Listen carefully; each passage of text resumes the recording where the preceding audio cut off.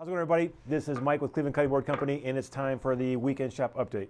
No, it's time for the Tuesday shop tip, the 2-minute Tuesday shop tip. I'm going to try and do these videos every Tuesday, helping you guys learn, maybe teach you something, maybe something that you can use in your own shop. This week we're going to talk about these guys. What this is just a scrap piece of wood that's been pre-drilled, countersunk, and then a screw ran through it. And then the tip is usually, I round the tip off a little bit just to knock down the edge. And what I use these for is if I'm staining something or I'm oiling something and I want to get it up so I can get the air flowing all the way around it, what I do is I lay these down and put the wood on top of it.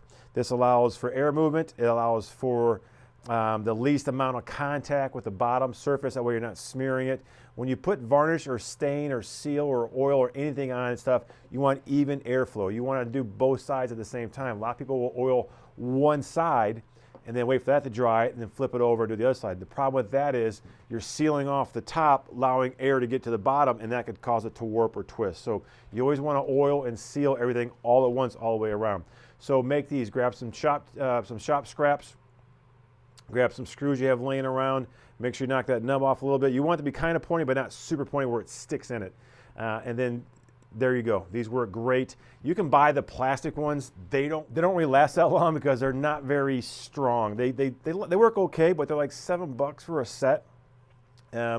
Just fine. The key is you want to make sure they're all about the same height, pretty damn close. You also make sure you pre-drill.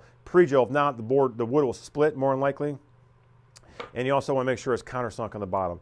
This works great. I've been using it for years. I took this idea from the world's greatest woodworker, Norm Abram. I watched when I was a kid watching New Yankee Workshop. So anyway, that's it for this week's 2-minute tool tip Tuesday. These little guys are great. Try them out.